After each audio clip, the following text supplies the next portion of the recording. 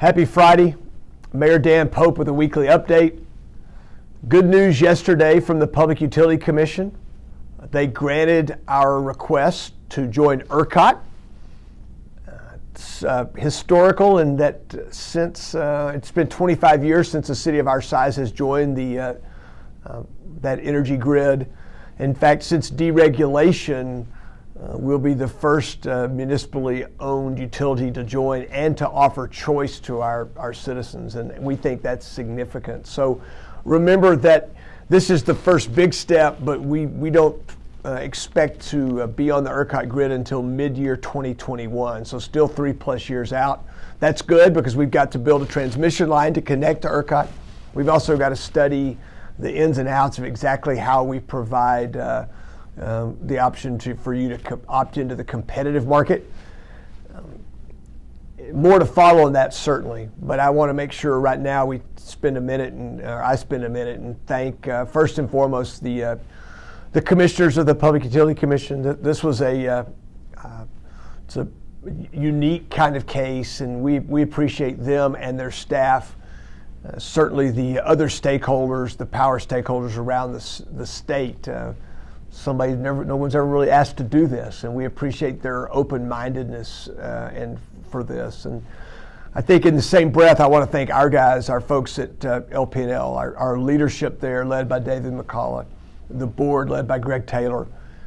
They've been fabulous to this process. In fact, the commission yesterday morning made a special point to note how impressed they'd been with our people and their transparency and their creativity and their responsiveness. And I'm pleased by that. I think the idea, remember, is that long term we secure a reliable, affordable. We think ERCOT could be as much as 10% lower rates than what we're paying today. And this is for the long haul. We think this sets us up for the long haul. You'll remember that the previous council made a decision to move towards ERCOT.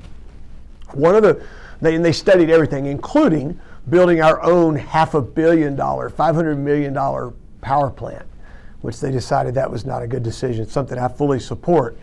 And so now, nearly 3 years later, we've gotten over this first big hurdle. Got a couple more things to do, but we do feel like we're on board and on target for June 2021.